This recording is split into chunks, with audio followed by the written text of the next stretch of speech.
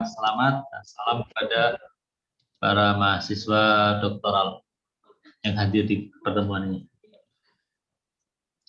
خدمتتون عرض شود که امروز انشاءالله من بنا دارم که مقداری در اطراف اندیشه سیاسی مرحوم سید محمد باقر صدر صحبت بکنم، منتها بعد از اینی که تتمه سوالات، تتمه مباحثی که از دوستانمون نسبت به مرحوم عبدالرحمن وحید بودن مطرح کردن اونو بشنویم، بعد من به اندیشه سیاسی مرحوم Syahid Sayyid Baghir Sadr berperdana. Hari ini saya ingin berbicara mengenai pemikiran politik Sayyid Muhammad Baqir Sadr. Tapi sebelum saya masuk kepada bahasan itu, saya ingin menuntaskan pembahasan mengenai tema yang sebelumnya, itu tentang pandangan-pandangan Kiai Haji Abdurrahman Wahid.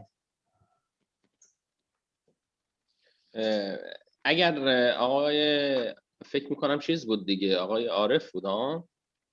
بله آقای عارف.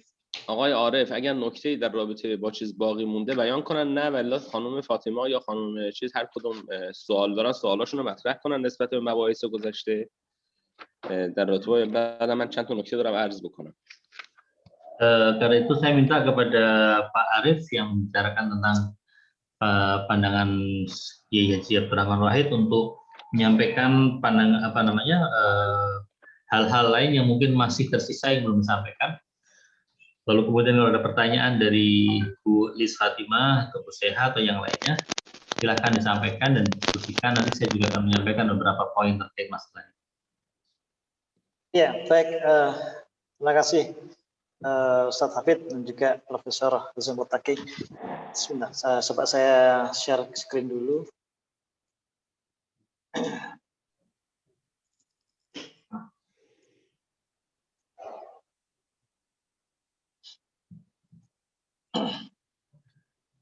Baik, bismillahirrahmanirrahim. Assalamualaikum warahmatullahi wabarakatuh.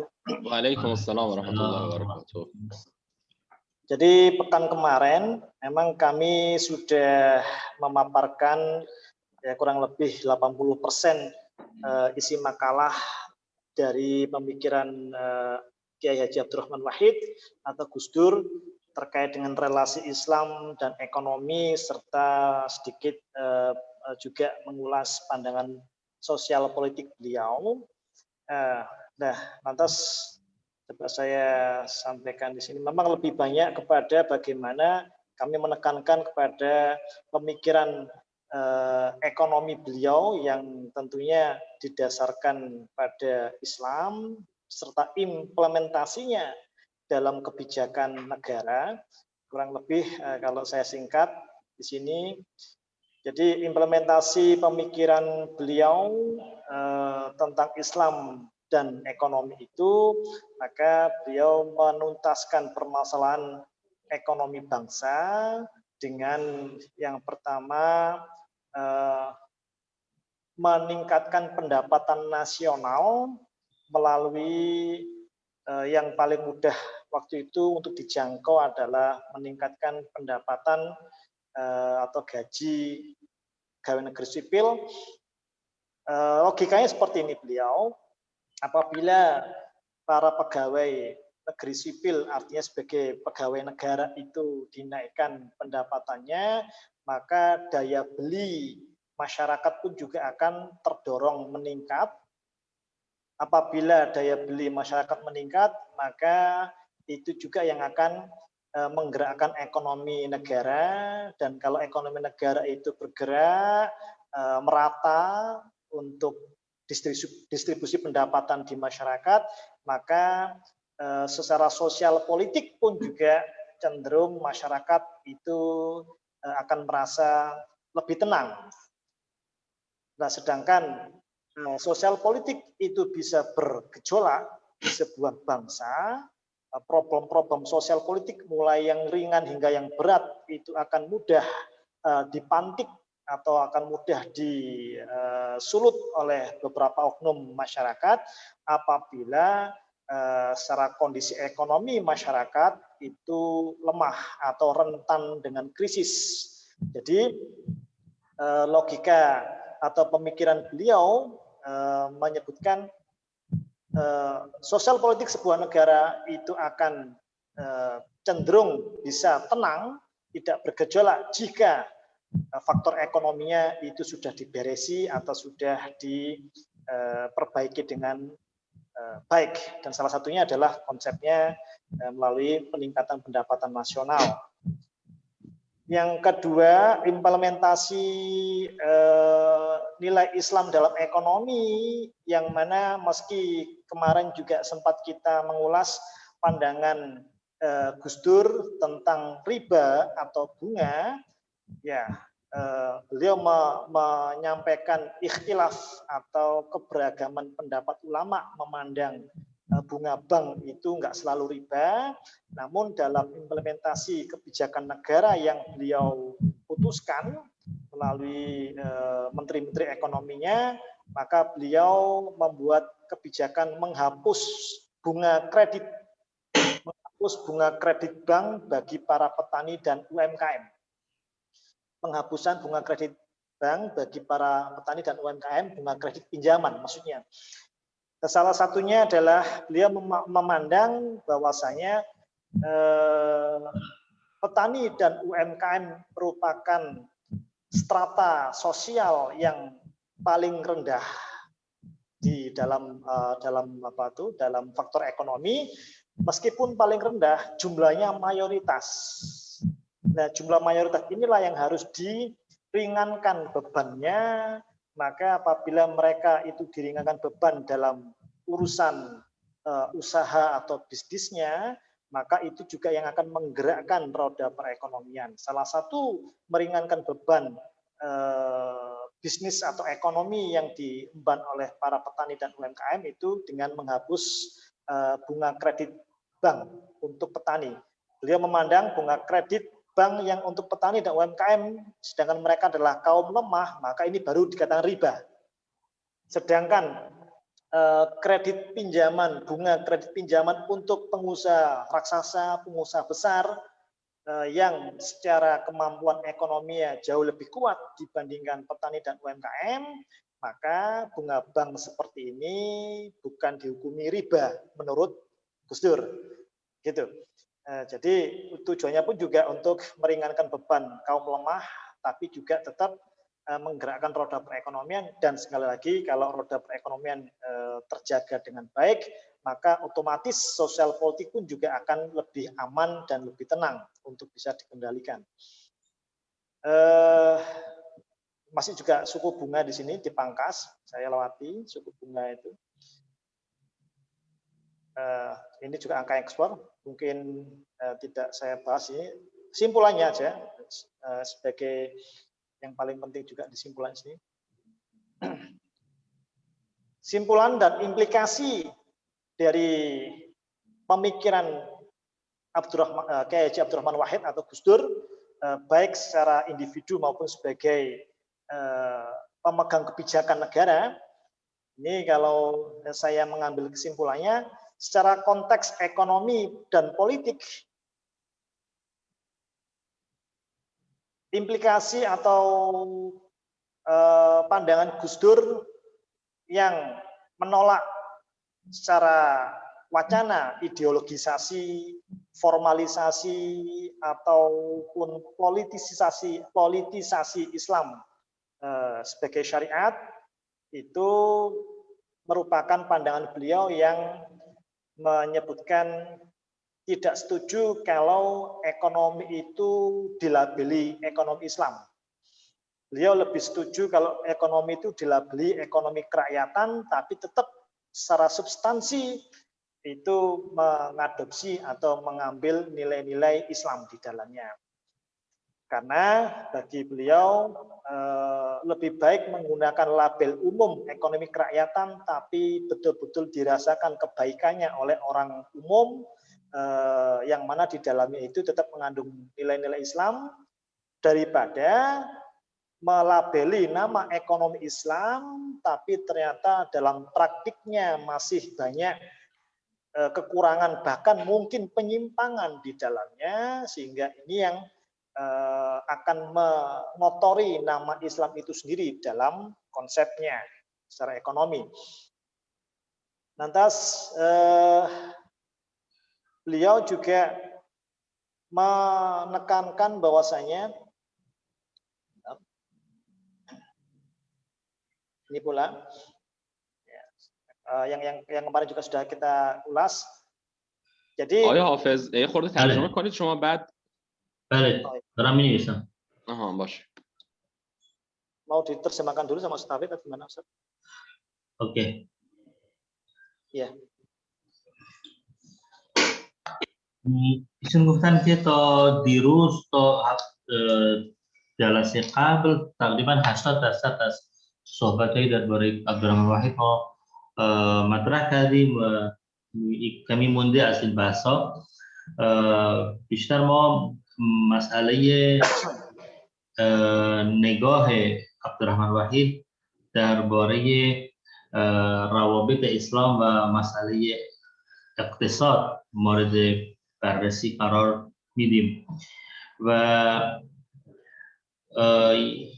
به عنوان رئیس جمهور و یا به عنوان یک شخص عبدالرحمن واحد ایشون چند تا مسئله را مطرح کرده برای مسئله اقتصاد برای کشور اندونزی. یکی اینه که ایشون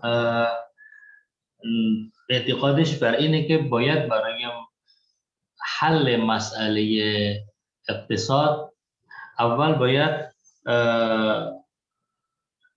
درآمد ملی رو بالا ببریم، درآمد ملی رو بالا ببریم و یکی از شاخصهای آن اینه که درآمد مردم باید بالا بیاد. یعنی و قشر کثیری از مردم اندونزی اونایی هستند که با دولت کار میکنن و به عنوان یک کارمند دولتی مشغول فعالیت هستند و کاری که دولت میتونه انجام بده اینه که این حقوق کارمندای دولتی را بالا ببره تا وقتی که اینا حقوق بیشتری گرفتن توان خریدشون هم بالا میاد. وقتی توان خرید که بالا میاد چرخه اقتصاد حرکت میکنه، به حرکت در میاد و رونق اقتصادی هم در تبع آن هم به وجود میاد و این میتونه بحرانهای اجتماعی و بحرانهای سیاسی را به حد اقل ممکن برسونه.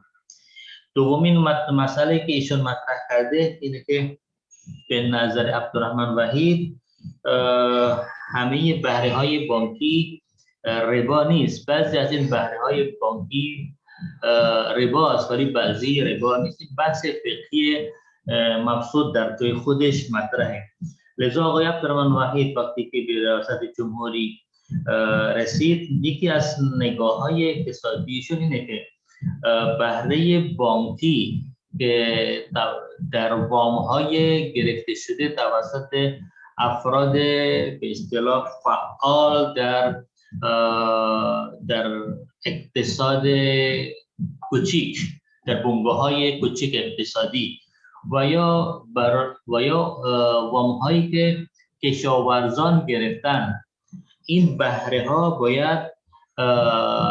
باید حذف بشه، چون اینا قشر جامعی هستند که نیاز به مساعدت دارن و اینا وقتی مساعدت میگیرن و وام میگیرن اگر بهره براشون هم تحمیل بشه از بازپس دادن این وام هم دچار مشکل میشن و یکی از مصادیق ربا در همین مسئله، یعنی وقتی که برای قشر ضعیف جامعه و قشری که برای فعالیت اقتصادی واقعا نیاز به مساعدت دارن از اونها هم بهره بگیریم، این هم مصداق بارز ربا که در اسلام حرام دانسته شده و بعضی چیزهای دیگه ایشون مطرح کرد. خلاصه اینه که در نتیجه گیری آقای عبدالرحمن واحد از گفتن و از به اصطلاح از گفتن یک واژه اقتصاد اسلامی ایشون پرهیز میکنه و با اون هم مخالفت داره، چون به نظر ایشون برای چی ما بگیم یک اقتصاد اسلامی است و ولی در فعالیت هایی که ما در همون اقتصاد انجام میدیم بعضی مسائل غیر اسلامی هست. بهتره که ما بگیم اقتصاد مردمی، هر چیزی که به نفع مردم ما فعالیت اقتصادی داشته باشیم، یعنی ننگی بر اسلام ندیم با گفتن اقتصاد اسلامی که در لابلای اون هم فعالیت‌های غیر اسلامی صورت میگیره. این تقریبا خلاصه صحبتشه. صدای شما نداشتم. میگم بحث ایشون تموم شد. Sudah selesai Pak Arif? Suara. Baik, ada sedikit lagi Ustaz Hafid. Ya, silakan. Karena sama sudah kami mundur. بفرمایید، ادامه بدن. خوبه، ادامه بدن. Ya, selain faktor ekonomi yang cukup menonjol karena beliau sebagai presiden sehingga bisa mengekspresikan pemikirannya, yang kedua dari sisi kebijakan sosial politik, sewaktu beliau sebagai presiden untuk menuangkan pemikirannya adalah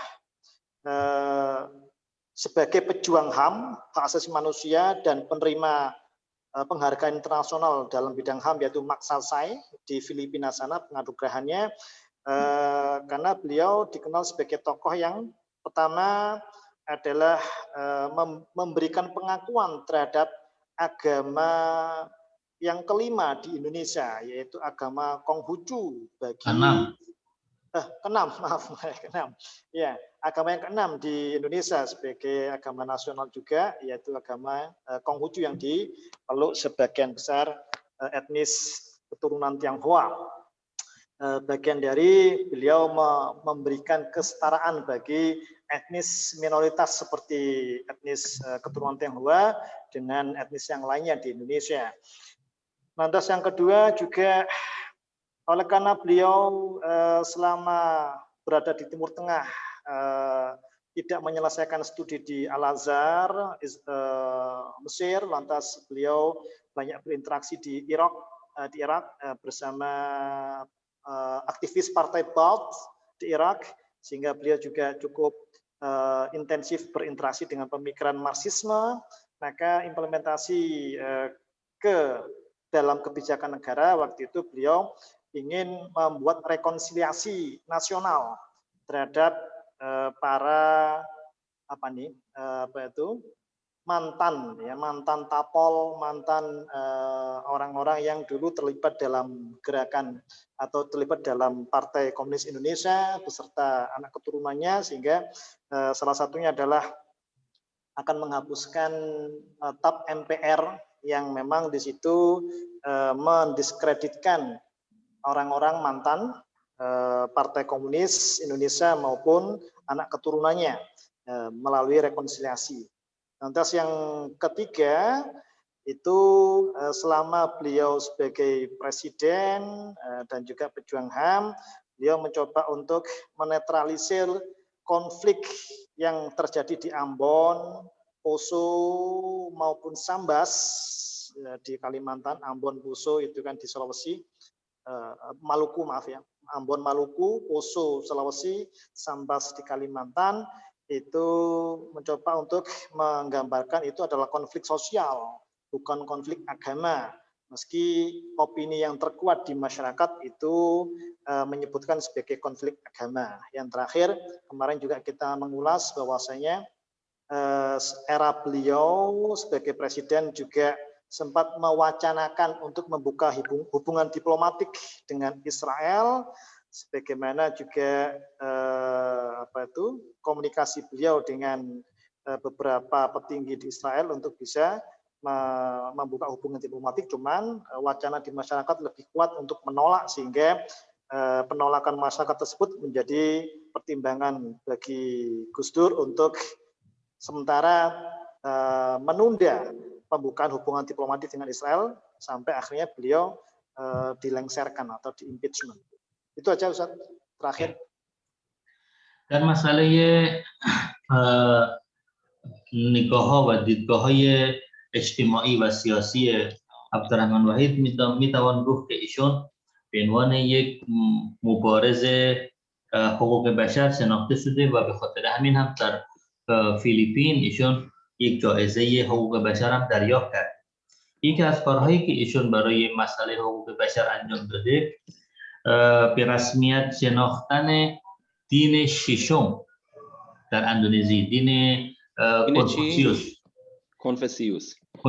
قبل از این هم فقط 5 الان رسمیت داره؟ بله. قبلا فقط 5 تا دین به رسمیت شناخته شده: اسلام، کاتولیک، پروتستان، بودا و هندو. با آمدن عبدالرحمن وحید ایشون مسئله به رسمیت شناختن کنفوسیوس هم مطرح کرده و مورد قبول و به عنوان یک قانونی هم تصویب شد برای دین ششم، یعنی دین کنفوچیوس. و کارهایی که عبدالرحمن وحید انجام داده برای اقلیت نژادی در اندونزی و اون نژاد چینی تبار که در اندونزی تعدادشون هم زیاد هست و در زمان قبل از عبدالرحمن وحید حقوقی برای اونا در نظر گرفته نشده و خیلی هم تقریبا در برای مسائل سیاسی هم محدودیت هایی داشتن. عبدالرحمن وحید محدودیت ها را برداشته و همچنین ایشون زمانی که در مصر مشغول تحصیل بود تحصیلشون رو به پایان نرسونده و بعد هم رفته به عراق و در عراق هم با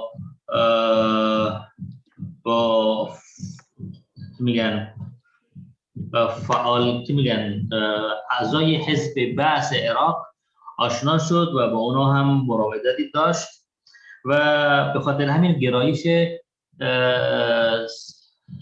سوسیالیستی برای خودش هم گرفت. لذا به خاطر همین وقتی که ایشون به ریاست جمهوری انتخاب شده، یک کاری که ایشون در همون مدت انجام داد این بود که طرح صلح ملی مطرح کرده. منظور از صلح ملی این بوده که در زمان سوهاردو یک قانونی وضع شده که در اون قانون نسبت به اعضای حزب منحل کمونیستی اندونزی خیلی هم به اونا جفا شده. اینا هم نمیتونن فعالیت سیاسی داشته باشن، یعنی خیلی از حقوق مسلم یک شهروند عادی برای اعضای حزب منحل کمونیستی تقریبا شناخته نمیشه و نه فقط برای اعضای حزب کمونیست بلکه برای فرزندان اونا هم این حکم جاری است. آقای عبدالرحمن وحید آمده و تلاش کرده که این قانون مجلس ملی رو برداره و همچنین مسئله حزب منحل کمونیستی در همون زمان عبدالرحمن وحید به عنوان یک مسئله دیگه از حالت تابو بودن خارج شد، چون قبلا کسی که متهم میشه به کمونیستی یعنی دیگه روزگارش سیاهه، یعنی وقتی میمیره کسی نمیاد نمازشو بخونه، کسی نمیاد برای تشییع جنازه شرکت بکنه، تحلیل هم نمیدن براش.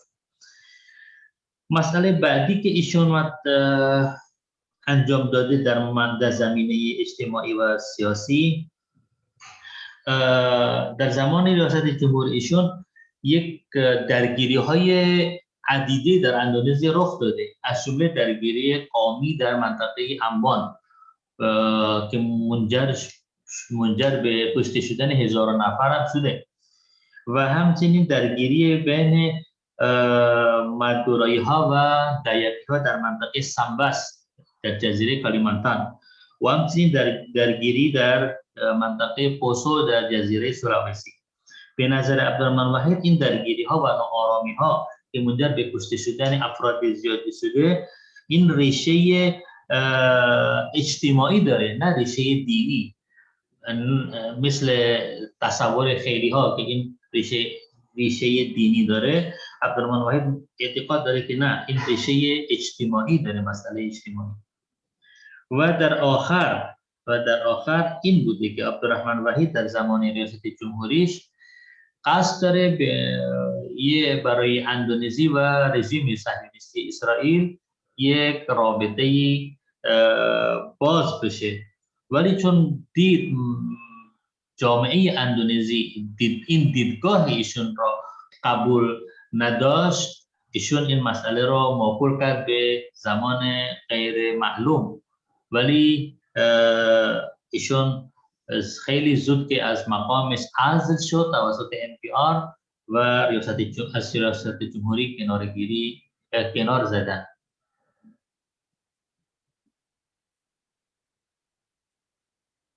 بله.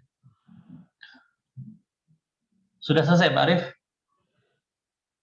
Balik, tahu. Sudah.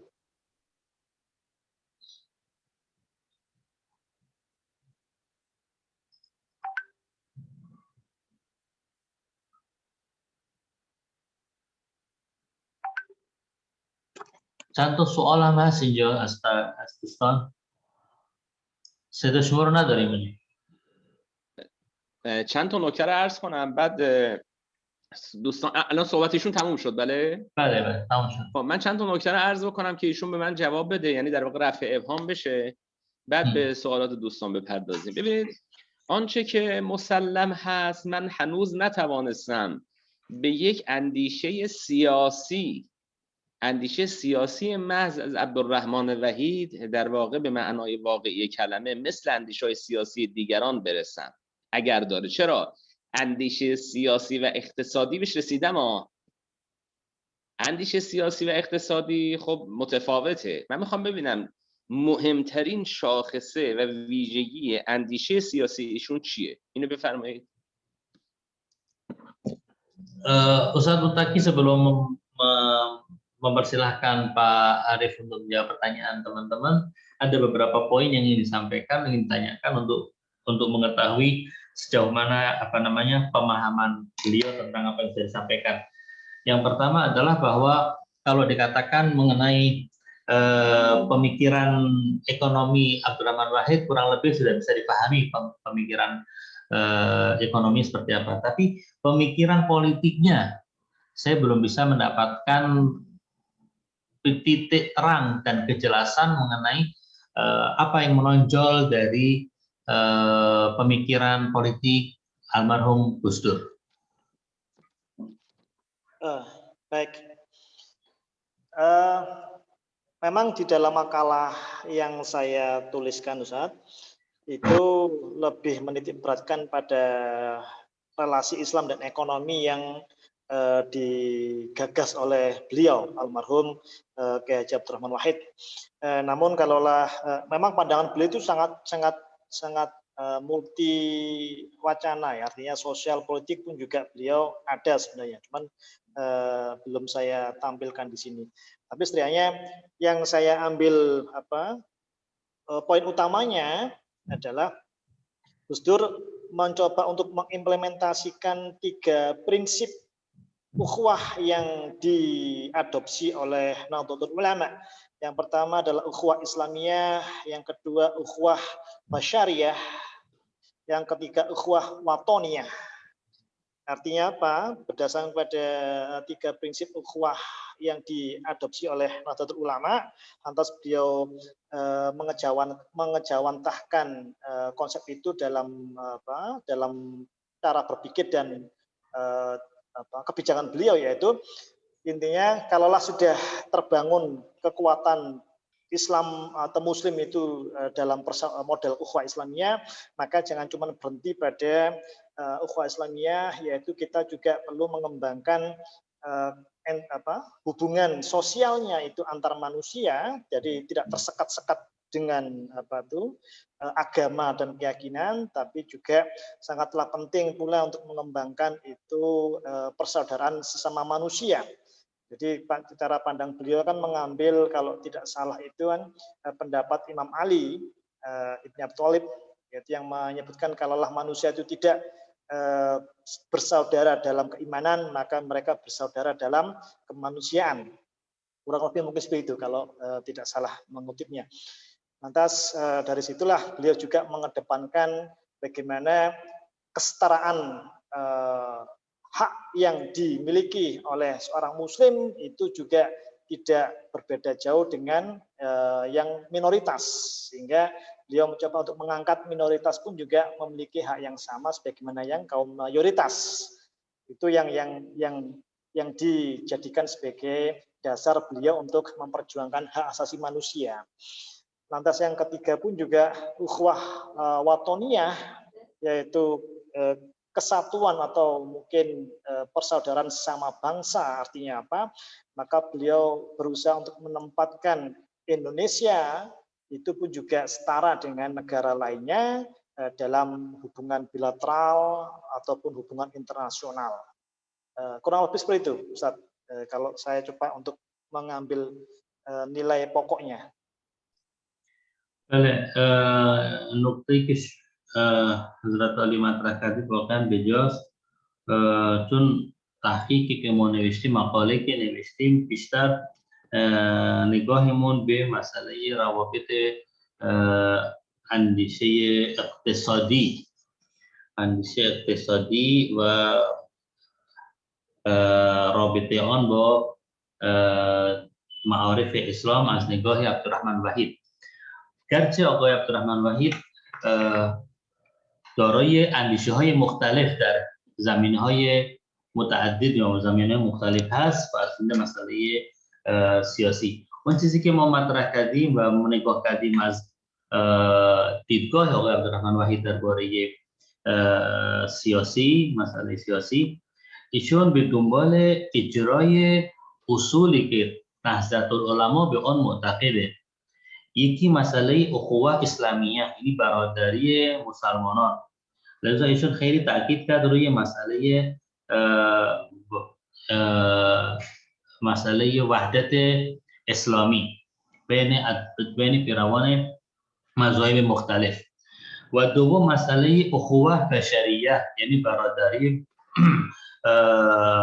هم نوع انسانی. و این هم اگر اشتباه نکنم برگرفته از فرمایش حضرت علی که می‌فرماید اما اخ لک فی الدین و اما نذیر لک فی الخلق. و به خاطر همین ایشون در اندیشه سیاسی ایشون تلاش ایشون برای یعنی در نگاه ایشون برابری بین اتباع دیگر ادیان. لذا ایشون خیلی به این اعتقاد داره که ما نباید برادری و اخوت را محدود کنیم به اخوت اسلامی و دینی. و همچنین ایشون یک مسئله اصول سوم اخوت وطنیه، یعنی برادری هموطنان. و به خاطر همین ایشون در تلاش وقتی که یک اقلیت نژادی یا اقلیت دینی در یک کشور دارن زندگی میکنن، چون این جزء همون وطنه، جزء همون ملته، این باید حقوقشون هم شناخته بشه. این یک از اندیشه های شاید مهمترین اندیشه سیاسی است. متشکرم. Mr. Arif,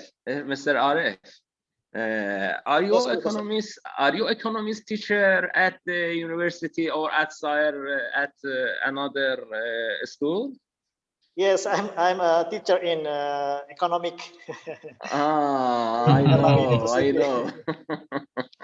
ببینید آیه همین نکته، البته من ممنونم. ای کاش اندیشه سیاسی، چون ببین ما در واقع اندیشه سیاسی جهان معاصر رو می‌خواستیم، یعنی معاصر مسلمی خوب اقتصاد. من البته برداشتم این هستش که اقتصاد ایشون هم رنگ سیاسی داره.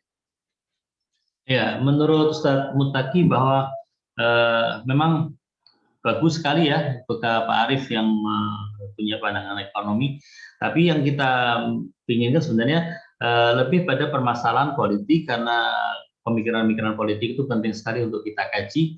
Walaupun sesuai dengan telaah saya, nampaknya pemikiran ekonomi Gus Dur juga punya nuansa politik. اما یه نکته در اینجا، چند تا نکته مهم اینجا خوابیده، و اون این که ایشون، من فکر میکنم که به سوی اقتصاد اسلامی نرفته. ببین تارتا من سوی اقتصاد اسلامی نمیرم به خاطر اینکه توجه و علم اون رو ندارم. ولی گاهی از اوقات به سوی اقتصاد اسلامی نمیروم چون با پایه‌های افکار من مخالفه. ایشون اقتصادی که طرح میکنه به نظر من با همین مختصری که آقای عارف اشاره کردن بیشتر در واقع اشعار به اقتصاد لیبرالیستی داره، چون ببینید بحث ربای در بانک ها رو ایشون مجاز میدونه یا مثلا قائل به این بحث وام های ربوی نیست.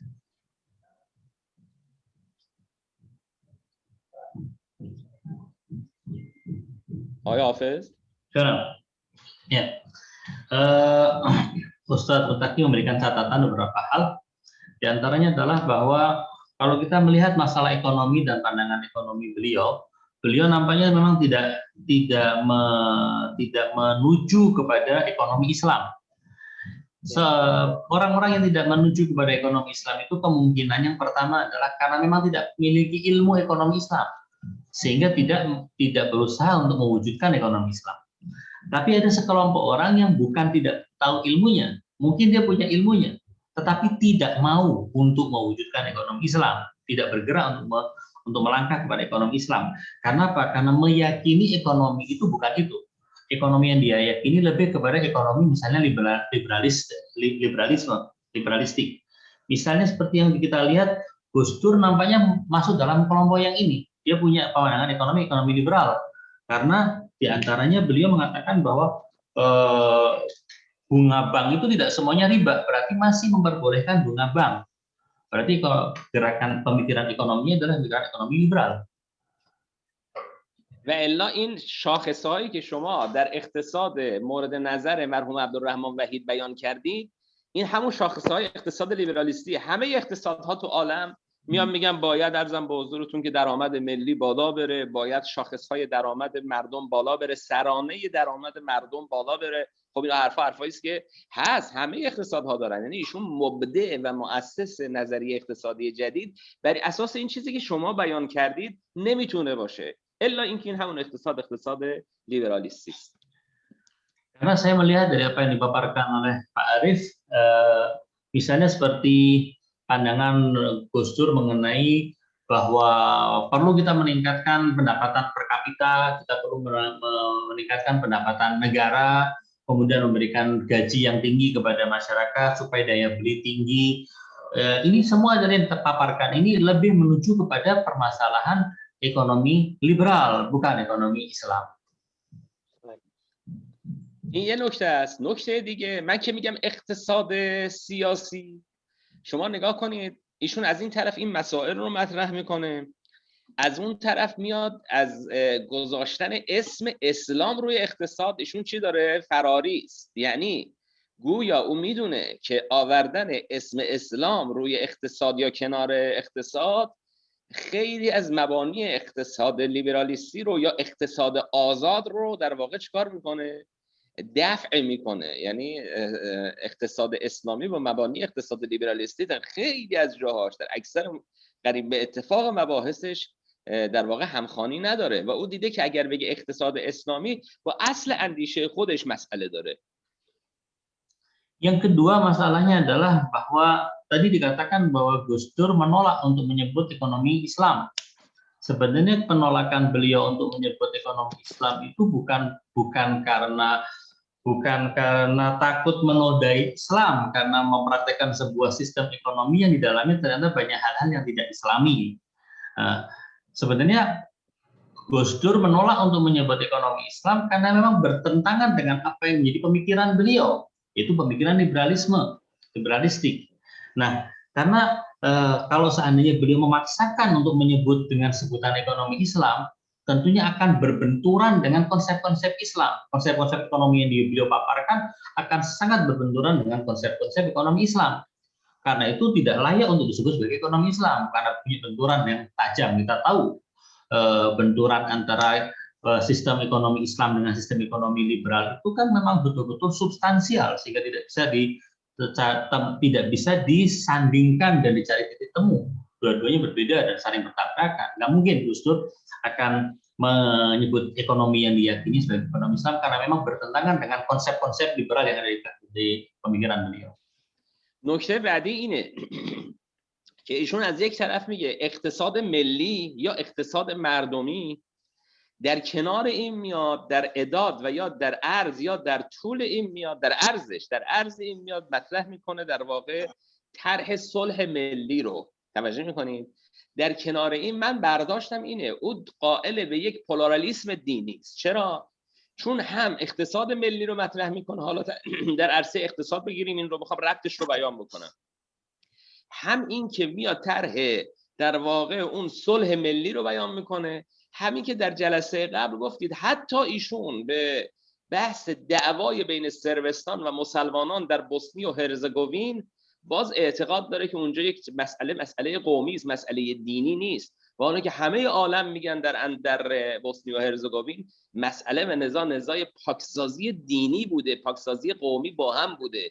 یعنی مسیحی، یعنی سربها بنا داشتن که در واقع مسلمان ها رو بکشن، تعدادشون رو کم بکنن، بلکه بتوانن سلطه سرب ها رو تثبیت بکنن. پلورالیسم از کدوم نوعیه؟ پلورالیسم دینی، یعنی کسی که این چیزی در واقع تعهدش نسبت به، یعنی قرائت های مختلف از دین رو ایشون جایز میدونه، یک نگاه کاملا با اهل تساهل خیلی جدی و خطرناک نسبت به din و تعالیم دین داره. من اینطوری که از صحبت‌های ایشون برداشت کردم، نمیدونم. Yang saya bisa pahami dari pembicaraan yang sudah disampaikan baik minggu yang lalu maupun yang sekarang, dari makalah yang disampaikan oleh Pak Arief itu, saya melihat bahwa Gus Dur ketika berbicara mengenai masalah pengakuan terhadap rekonsiliasi nasional, yang yang ingin menghapuskan TAP MPR tentang masalah PKI dan anak-anak PKI. Kemudian juga ketika beliau menyebut Ambon, kasus Sambas dan Poso sebagai konflik sosial, ini seakan-akan memberikan pandangan, memberikan petunjuk kepada kita bahwa sebenarnya Gus Dur itu adalah orang yang meyakini pluralisme agama. Beliau melihat suatu pluralisme, ini pandangan tentang diperbolehkannya orang memiliki pandangan yang pluralisme dalam bentuknya yang agak ekstrim, agak ekstrim. Artinya menganggap bahwa semua itu sama di mata Tuhan, semuanya itu memiliki, semuanya itu adalah benar. Orang boleh menggunakan agama apa saja karena semuanya itu benar. Karena kita juga melihat apa yang disampaikan pada minggu yang lalu bahwa pandangan Gus Dur masalah konflik Serbia dengan Bosnia, yang mana kita lihat bahwa semua dunia mengatakan ini adalah pembasmian bukan masalah sosial tapi masalah agama, karena keinginan orang-orang Serbia untuk membantai orang-orang Muslim sehingga jumlah populasi orang-orang Muslim itu menjadi kecil supaya bisa mudah untuk ditundukkan oleh orang-orang Serbia. Semua orang ketika menyebutnya sebagai konflik berakar agama, Gus Dur ternyata menyebutnya sebagai konflik yang berakarnya bukan agama tapi akar sosial. Ini menunjukkan bahwa setidaknya itu yang saya pahami dari apa yang disampaikan, bahwa Gus Dur adalah seorang yang meyakini pluralisme. یه نکته دیگه هم عرض بکنم که باز متفاوت به این قضیه، خدمتتون عرض شود که شما فرمودید که بعد از ایشون بحث مشروعیت کنفسیوس در واقع تثبیت شده، یعنی قانونی شده در اینجا، درسته؟ بله. خب کنفسیوس رو که قانونی کرده، از طرفی هم نژاد، یعنی در واقع حق حیات اجتماعی نژاد چینی تبارها رو هم در اندونزی ایشون تثبیت کرده.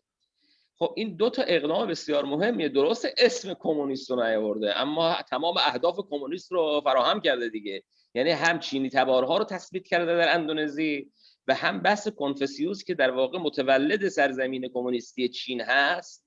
توجه کن چه عرض میکنم، یعنی آینه، حالا نمیگم آینه خیلی از اونهاست در چین، ولی در واقع آورده این رو در اندونزی توسعه داده یا حداقل تثبیت کرده. ضمن این که این رو هم بدونیم الان بسیاری از مسیحیتی که در اندونزی هستن که مسیحیت چینی تبار هستن، یعنی در واقع پروتستان های مسیحی که در اینجا هستن چینی هن اینها.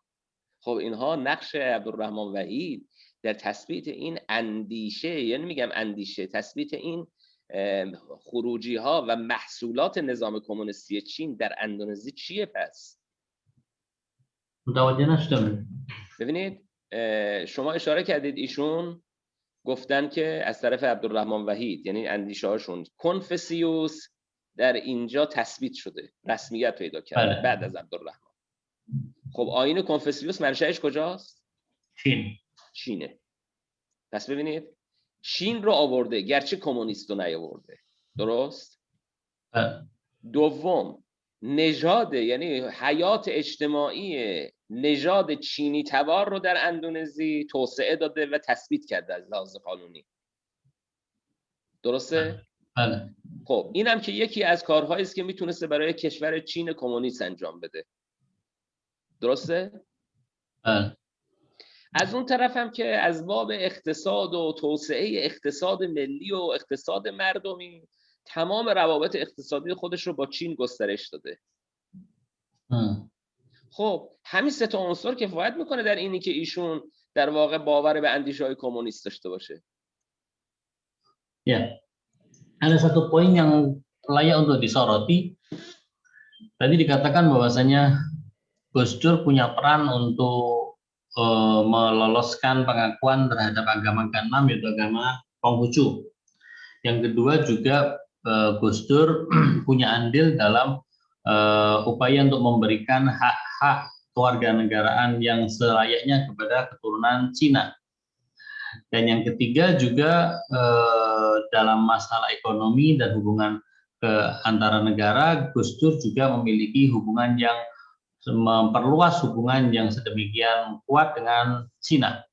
Dan kita tahu bahwasanya Cina adalah sebuah negara yang menggunakan sistem komunis dalam kenegaraannya. Yang menjadi pertanyaan, bukankah ini tiga parameter, yaitu parameter yang pertama pengakuan agamanya orang-orang Cina, yang kedua pengakuan terhadap hak-haknya keturunan Cina, dan yang ketiga adalah membuka hubungan yang seluas-luasnya dengan negara Cina. Bukankah tiga hal ini bisa dijadikan sebagai indikator bahwa Gus Dur punya pandangan yang cenderung kepada sosialisme dan komunisme? Ya, ini pertanyaan atau gimana? Ini apa perlu saya jawab gimana?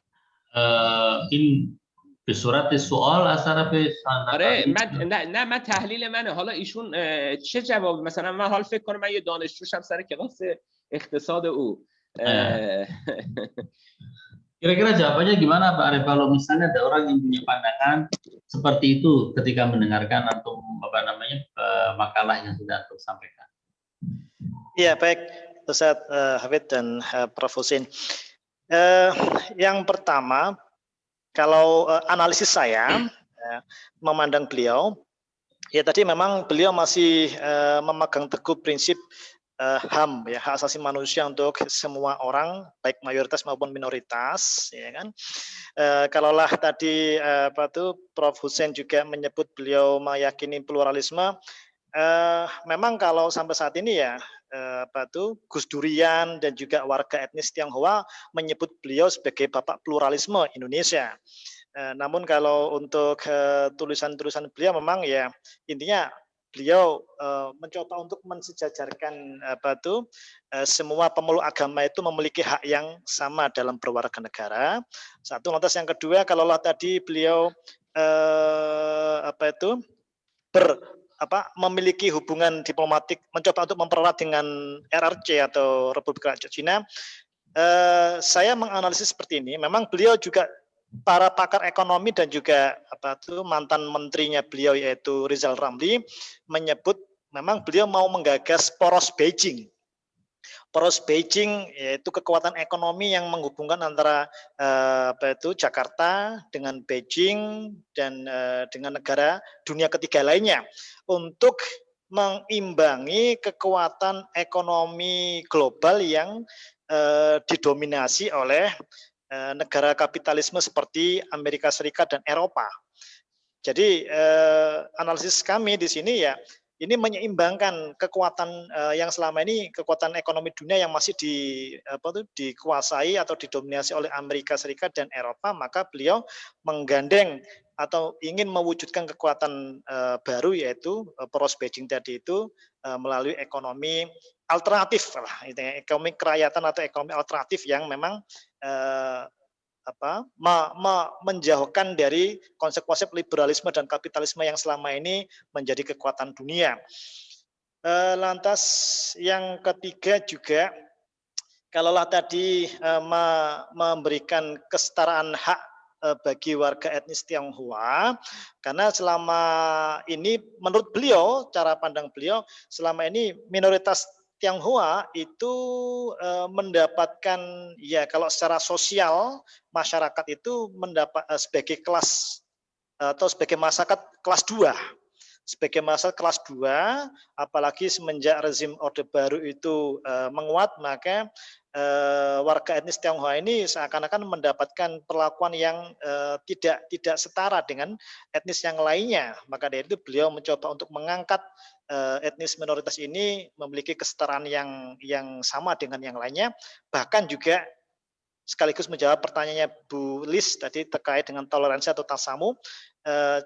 Analisis saya, salah satu implementasi real dari Gus Dur terkait dengan toleransi dan tasamu, beliau tadi mencanangkan atau menetapkan agama yang keenam yaitu Konghucu, dan yang kedua mencanangkan hari Imlek, hari raya Imlek itu sebagai termasuk salah satu hari raya nasional di Indonesia.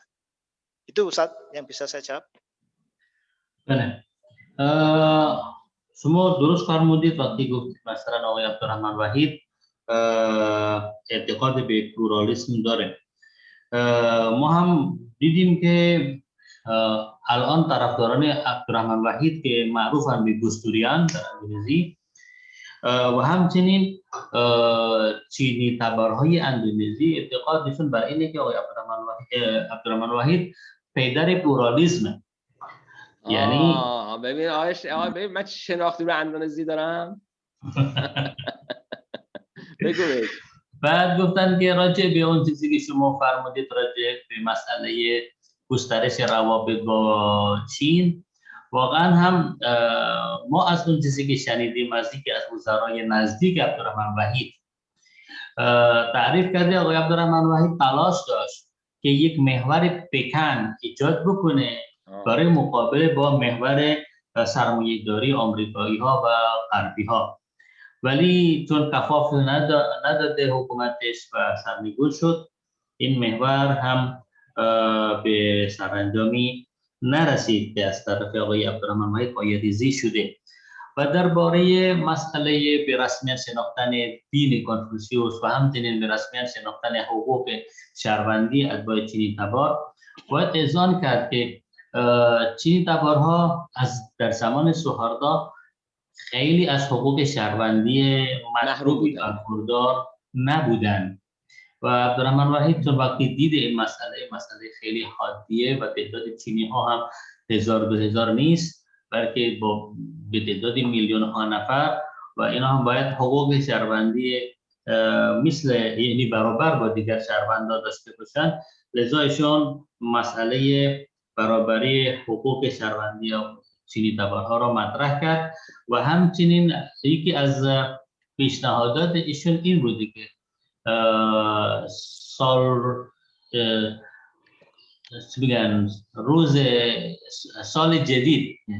سال جدید چینی را به عنوان یکی از اعیاد ملی اندونزی شناخته میشه و جزء که در زمان سوهاردا برگزاری مراسم برای سال جدید چینی تابو بود و کسی که این برنامه دستگیر میشد. از زمان عبدالرحمن وحید به عنوان یک عید رسمی و به صورت یکی از تعطیلات رسمی ملی شناخته شده. یعنی در واقع او توانسته دولت رو در اندونزی به نوعی پایه‌های دولت سکولار رو پایه‌ریزی کنه، درسته؟ سکولار یا سکولار، حالا نمیگم لاییک به معنای لاییک، نه، سکولاریسم، دولت سکولار، مثلا Turkiye. Mungkin bisa dikatakan bahwa Gus Dur termasuk salah satu orang yang menggiring negara Indonesia ini kepada bentuk sekular, misalnya seperti yang ada di Turki atau mungkin ya semisal seperti itu.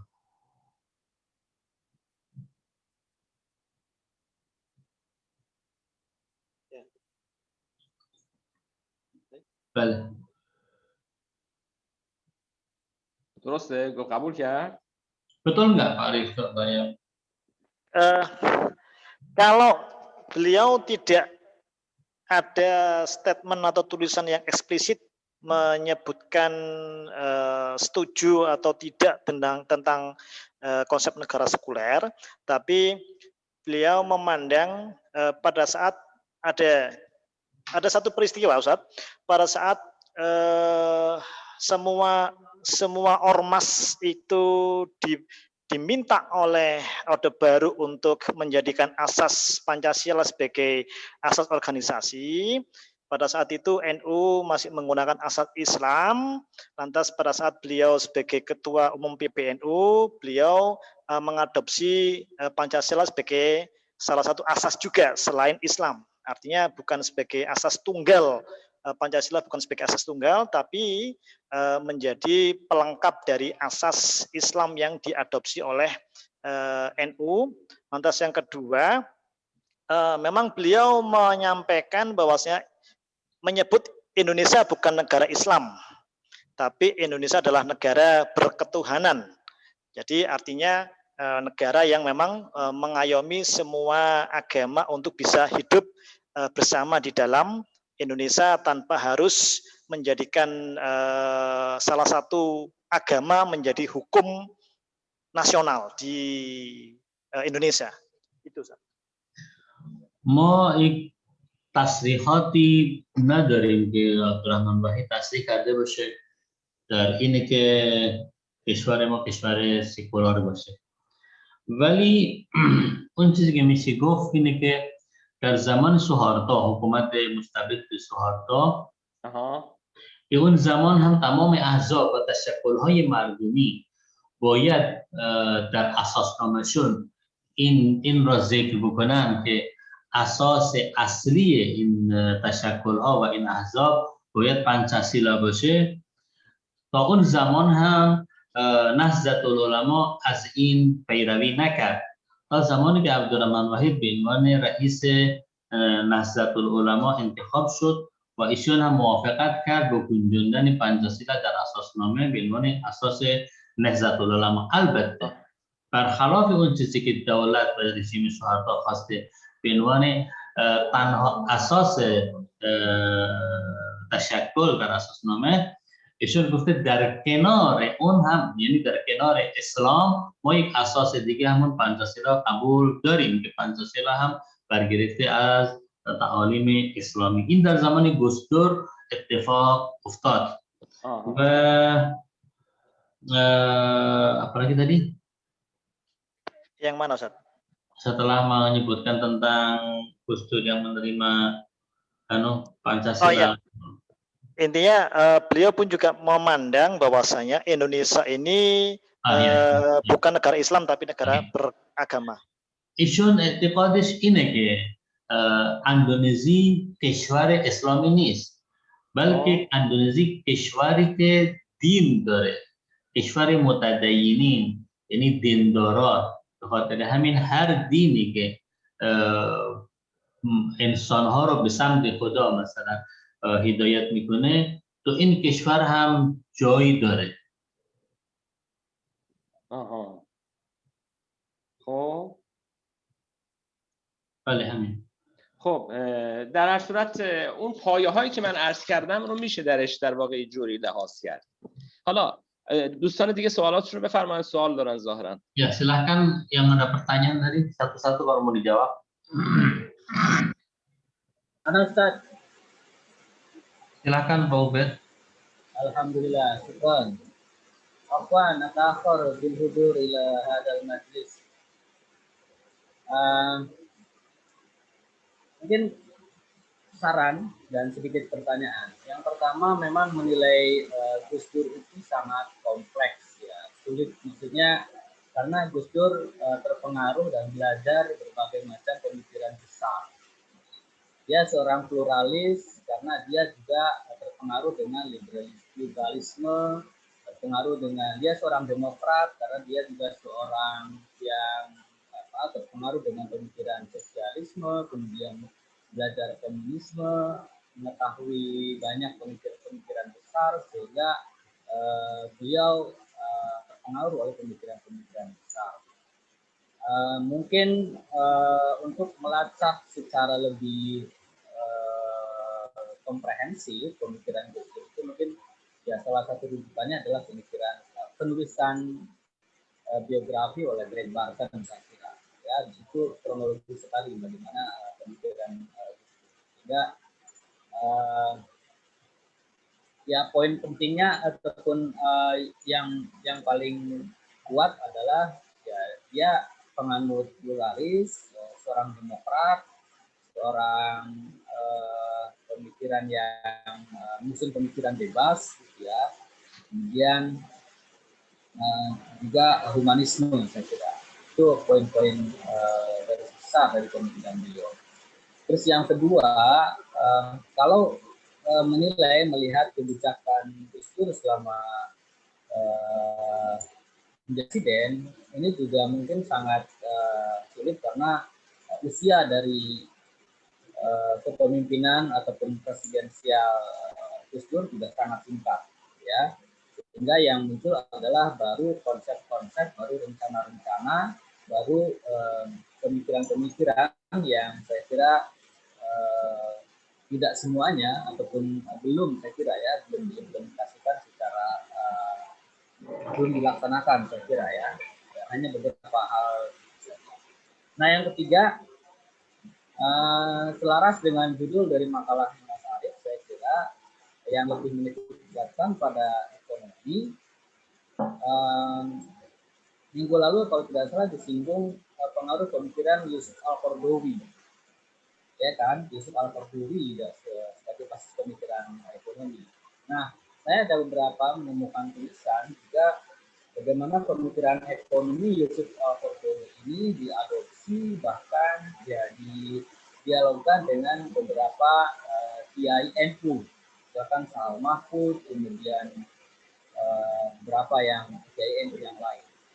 Nah, menarik kalau mau mengkhususkan kepada bidang ekonomi, bagaimana pemikiran kiai-kiai NU yang mungkin terpengaruh dengan pemikiran Gus Dur, kemudian Yusuf Al-Qaradawi dalam hal ekonomi, itu fokus kepada ekonomi Nahdiyin.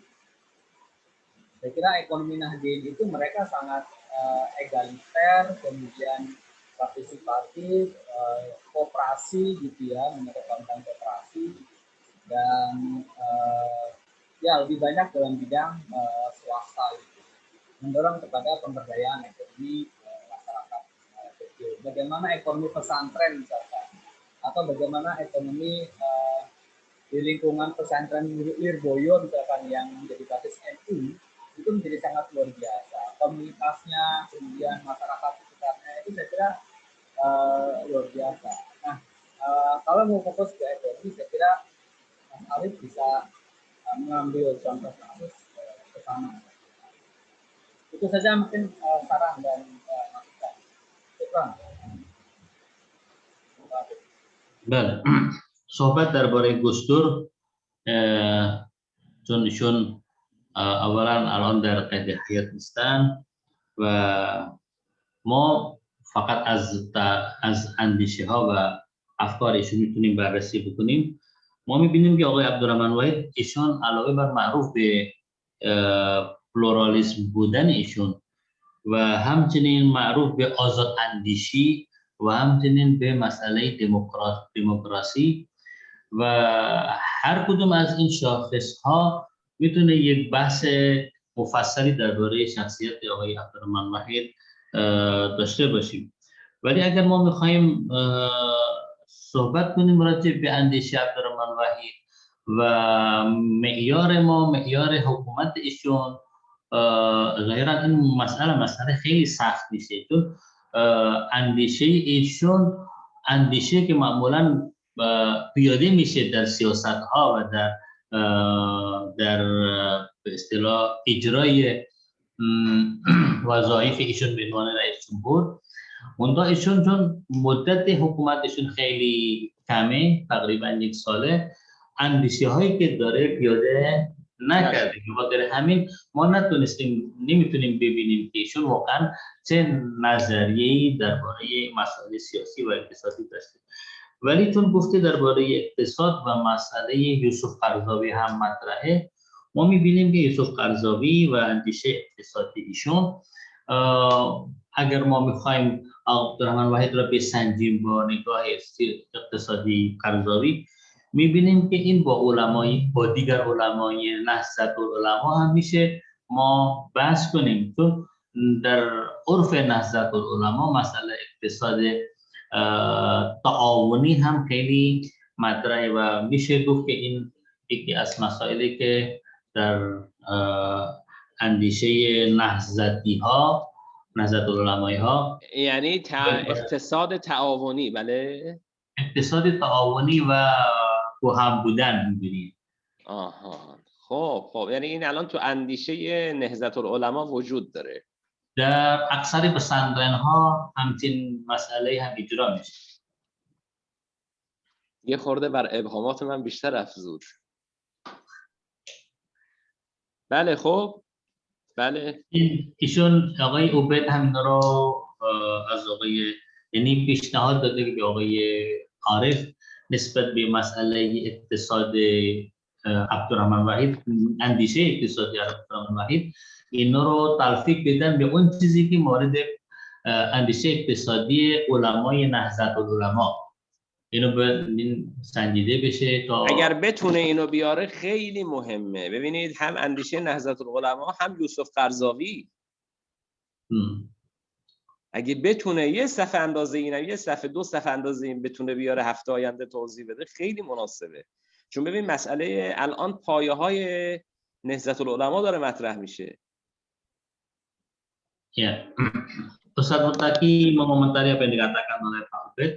Kalau memang Pak Arif bisa menyertakan nanti insya Allah 1 halaman saja mungkin ditulis mengenai pemikiran ekonomi Yusuf Qaradawi dengan pemikiran ekonomi yang ada di kalangan NU misalnya, dan kemudian pemikiran Gus Dur dalam masalah ini, mengkomparasikan pandangan-pandangan tersebut akan menjadi sebuah tulisan yang menarik insya Allah.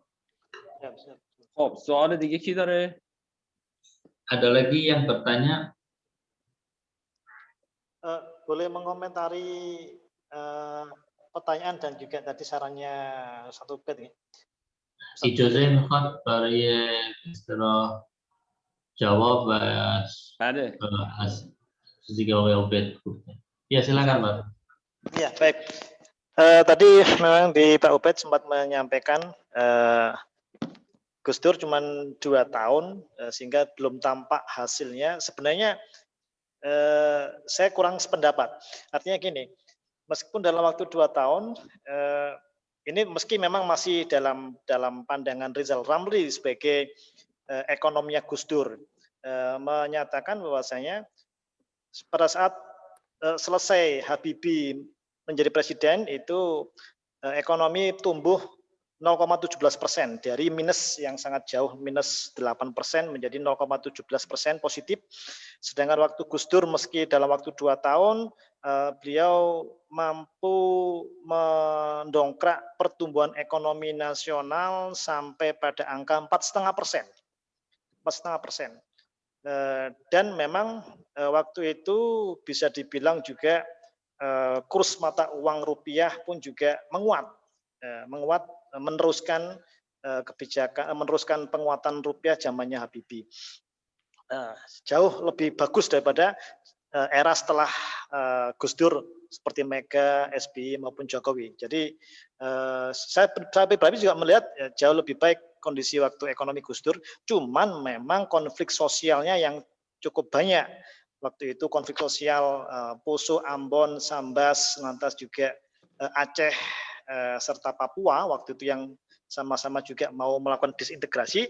Namun seiring dengan banyaknya konflik itu pun juga beliau bisa dibilang berhasil mengatasinya dengan baik, meski melalui pembantu beliau yaitu Menteri Yusuf Kala waktu itu untuk mengatasi konflik sosial yang ada di Indonesia, mulai dari Aceh merdeka, Papua merdeka sampai konflik yang Poso, Ambon dan Sambas. Itu yang kalau saya menilai cukup berhasil meski waktunya sangat singkat 2 tahun untuk meredakan konflik tersebut secara sosial. Bahkan juga cuman beliau kurang antisipasi sepertinya konflik politik yang mengelengsarkan beliau sehingga tidak berhasil sampai menyelesaikan pemerintahannya selama waktu 5 tahun.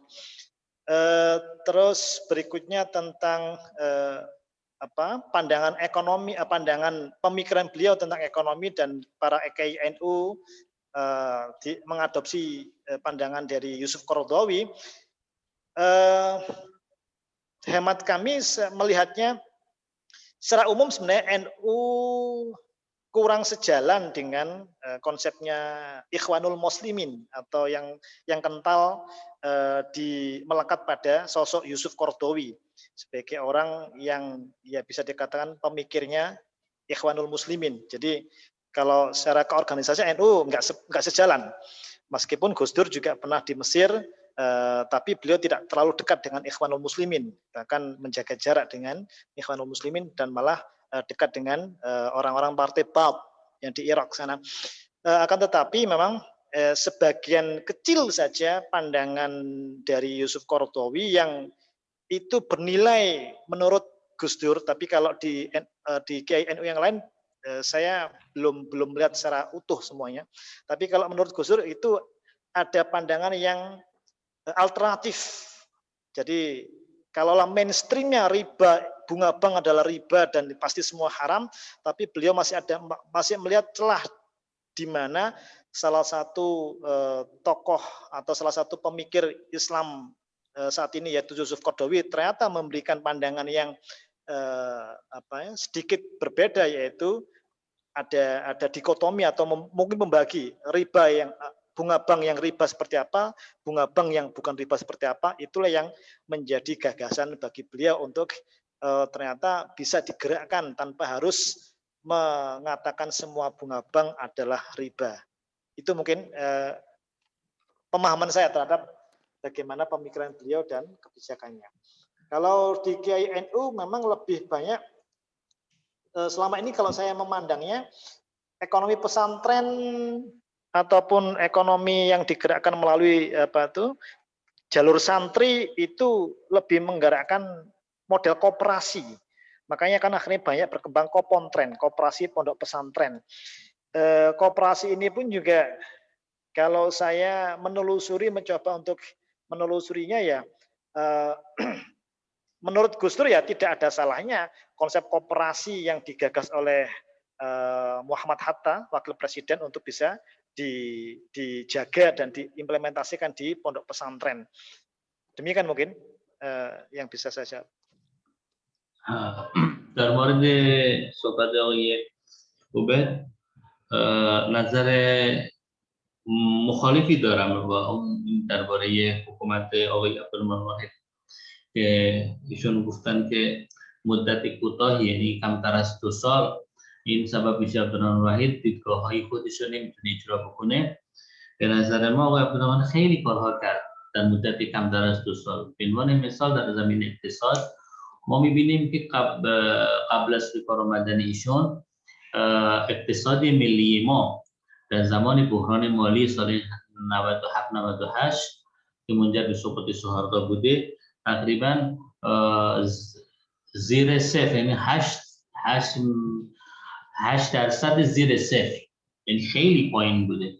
و در زمان مدت کوتاهی که آقای یوسف حبیبی به عنوان رئیس جمهور ایشون وضعیت رو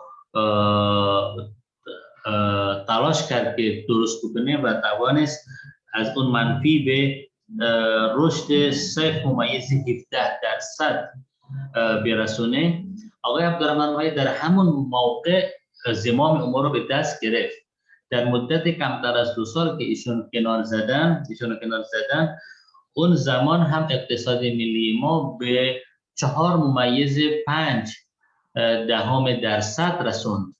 در مدت کمتر از 2 سال بعد از به اصطلاح گرفتن قدرت و همچنین روند اصلاح و روند بهبود ارزش پول ملی هم به حد مطلوبی رسید.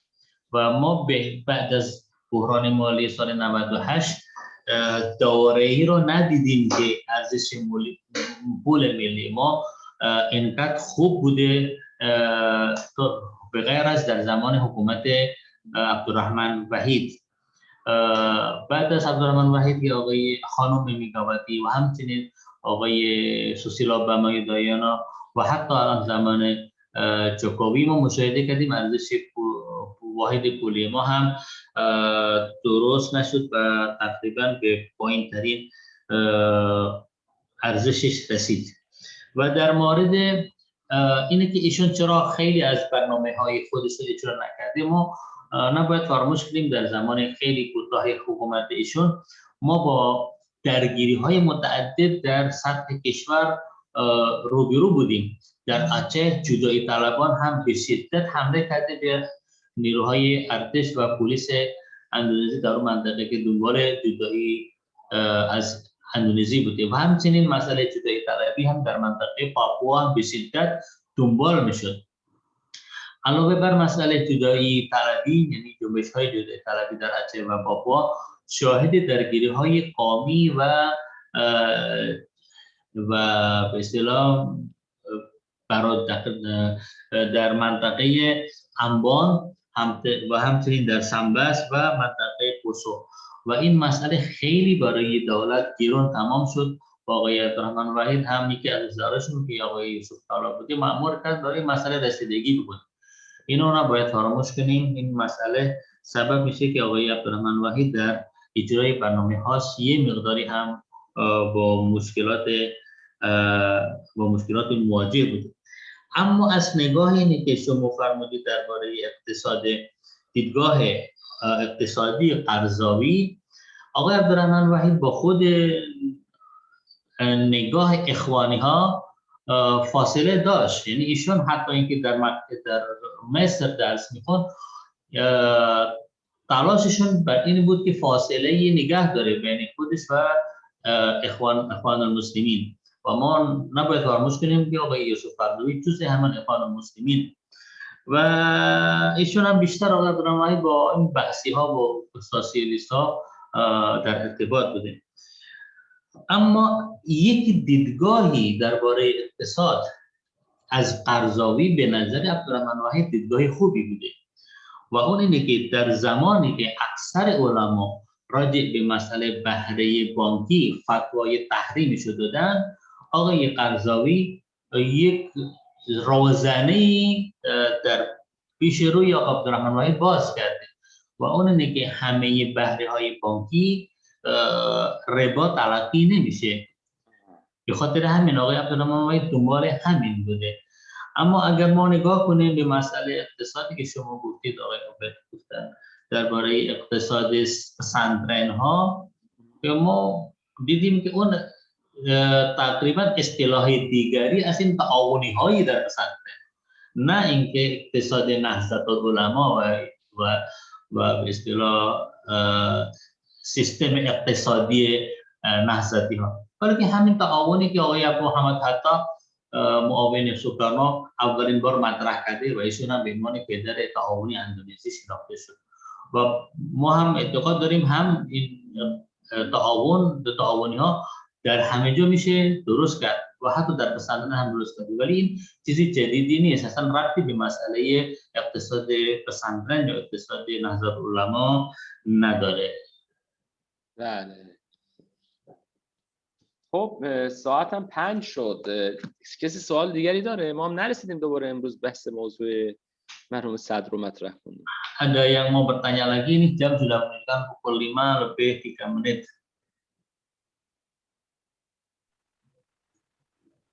Tidak ada, saya.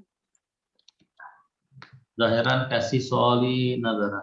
خب ساعت 5 هم هست دیگه نمیشه اون بس من نیمه کاره میمونه، اون بحث مهمیه نیمه کاره میمونه. انشالله هفته دیگه من کل وقت رو انشالله میپردازم به همون بحث مرحوم آقای صدر. Insyaallah. Jam 5 dan kalau saya mau memaparkan pandangan tentang Syahid Sadr, pandangan politik Syahid Sadr, nampaknya kita tidak akan bisa menyelesaikan pembahasan. Makanya saya akan menyampaikan insyaallah pada pertemuan yang akan datang. semuanya pertemuan akan kita gunakan untuk membahas mengenai sisa. من ممنونم از مباحثی که جناب آقای عارف مطرح کردند. خیلی دریچه‌های خوبی رو نسبت به اندیشه مرحوم عبدالرحمن وحید در واقع بیان کردند. دوستان هم سوال‌های خوبی کردند. فکر می‌کنم بحث‌های خوبی شد. الحمدلله، دست شما هم در نکنه.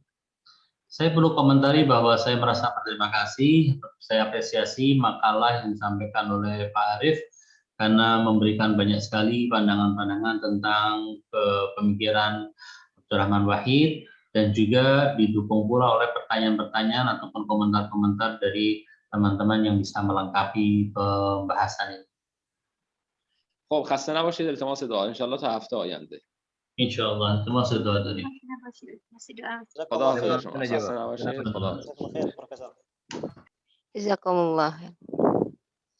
Terima kasih juga untuk Pak Ubed dan Bu Lis dan semuanya, Ustadz Hafid. Pak Ubed ikut. Terakhir Pak Arif. Tazkiyah atas arwah umat Insyaallah Allah. maghfurah insyaallah. Amin.